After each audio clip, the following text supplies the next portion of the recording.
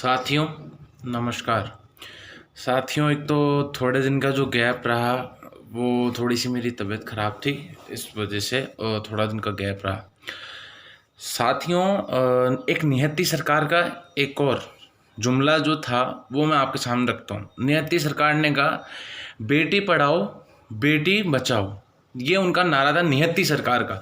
देखो, मैं सरकार तो नियति बोलूँगा क्योंकि जितने भी जो जिस तरीके से काम कर रहे हैं वो नियतखोर नियति सरकार है, एकदम दिल की बेरहम सरकार है। जिस तरीके से साथियों, जब से ये 7 साल आज हो गए हैं और यूपी का नाम मैं लूँ, और आज मैं प्रबल से यूपी का नाम लेता हूँ। हमारी सचिव महासचिव प्रियंका गांधी यूपी के अंदर पुरजोर आवाज़ उठा रही हैं, और मिस्टर योगी आदित्यनाथ जो अपने आप को हिंदू धर्म का बड़ा वो बताते हैं कि मैं हिंदू धर्म का हूँ। सर, आपके यूपी में परसों घटना होती है, एक लड़की के साथ रेप होता है। सर, उसकी कोई जवाबदारी है आपके पास में?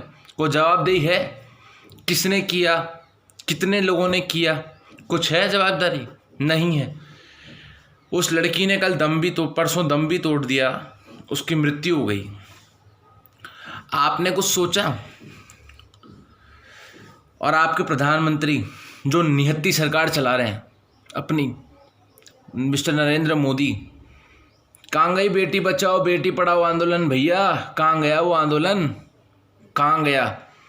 आपने किसान को मारा, आपने युवाओं को मारा, आपने इस देश की बेटियों को मार रहे हैं, आपने इस देश के सारे युवा को ख़त्म किया, आप सारे नौकरी पेशे लोगों को ख़त्म कर रहे हैं, सारी चीज़ प्राइवेटाइजेशन करके। और बचा कुचा जिस तरीके से इंडिया में रेप केस बढ़ रहे हैं, उस पर भी प्रधानमंत्री जी जवाब नहीं देंगे। और देंगे भी क्यों? उनको ये चीज़ इम्पोर्टेंट नहीं लगती ना, उनको ये चीज़ इम्पोर्टेंट नहीं, उनको चुनावी मुद्दे इम्पोर्टेंट लगते हैं कि बस कहीं ना कहीं मेरी सरकार बन जाए और मैं वहाँ पे शासन में आ जाऊँ। अरे, आपको इतना ही अगर शासन करने का गुरूर है ना, तो आप इन चीज़ों पर जवाब दें।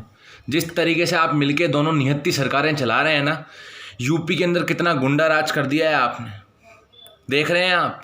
आए दिन की वहाँ पे एक घटना होती है। क्यों?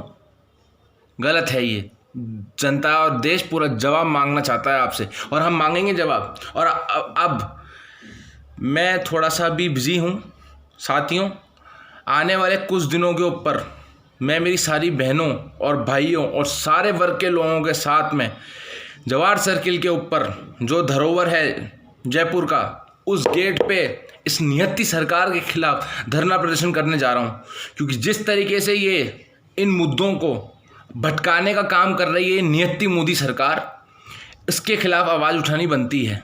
जिस तरीके से आज कोरोना के अंदर आए दिन प्रतिदिन इतना लोगों को नुकसान हो रहा है, लोगों की मौतें हो रही हैं, लोगों के कोरोना हो रहा है, आपकी कोई जिम्मेदारी नहीं बनती। उसके बाद भी आप नहीं जवाब दे रहे, आप सिर्फ उद्घाटन करने में लगे हुए हैं।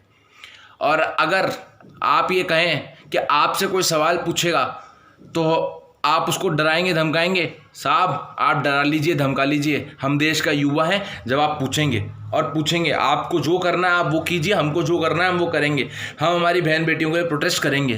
क्यों? आप आए दिन ये चीज़ इतनी घटनाएं हो रही हैं, आपने जवाब दिया। मेरे को हैदराबाद का केस याद आता है, मुझे कल यूपी का केस याद आता है।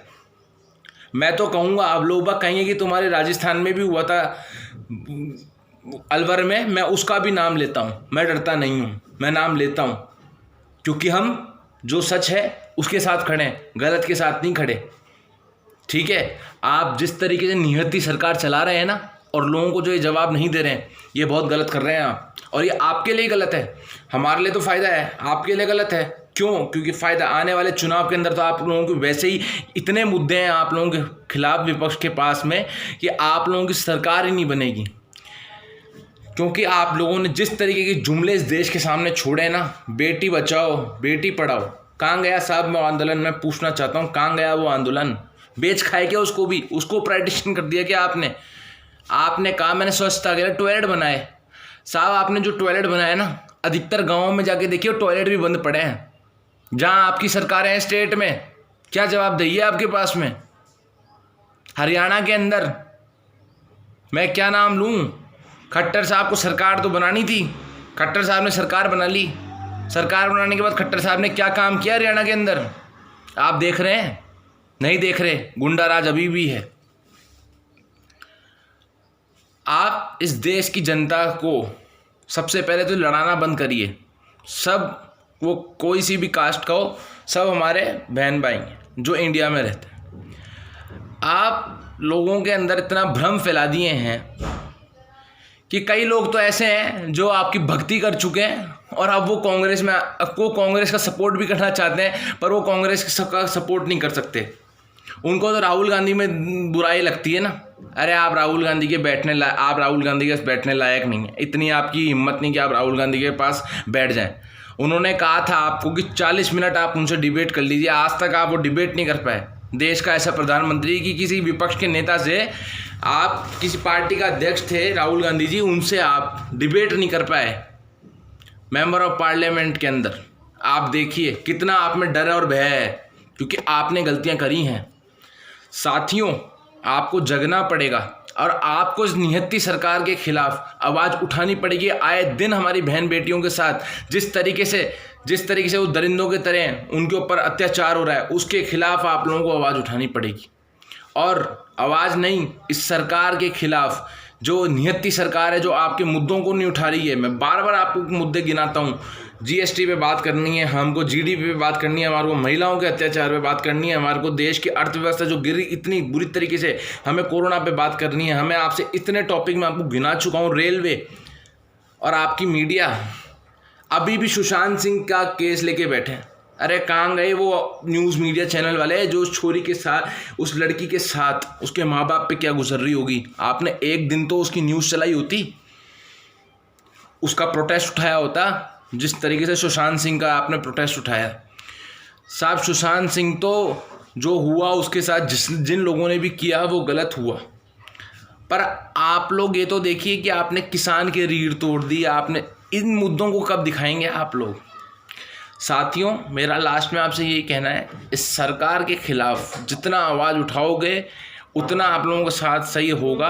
और ज़्यादा से ज़्यादा, अब कहीं भी किसी भी स्टेट में चुनाव हो या आम चुनाव हो, ज़्यादा से ज़्यादा कांग्रेस पार्टी का सपोर्ट करें। मैं खुद कहता हूं, आपको आह्वान करता हूं कि ज़्यादा से ज़्यादा कांग्रेस पार्टी का सपोर्ट करें और आगे बढ़ के आएँ। और जितने युवा और बहन भाई बढ़ के आगे आएंगे हमारे लिए अच्छा होगा, क्योंकि इस सरकार को दिखाना है बहन बेटियों को कि हाँ, हमारे साथ अगर कोई हमारे हक के लिए खड़ा था तो वो कांग्रेस पार्टी थी। साथियों, हम आपके साथ 100% खड़े हैं। आप लोगों को कोई भी समस्या हो, किसी भी स्टेट में समस्या हो, आप कांग्रेस पार्टी से कभी भी आपको मदद मांगनी हो, आप मांगे, आपकी पार्टी मदद करेगी। धन्यवाद साथियों, जय हिंद।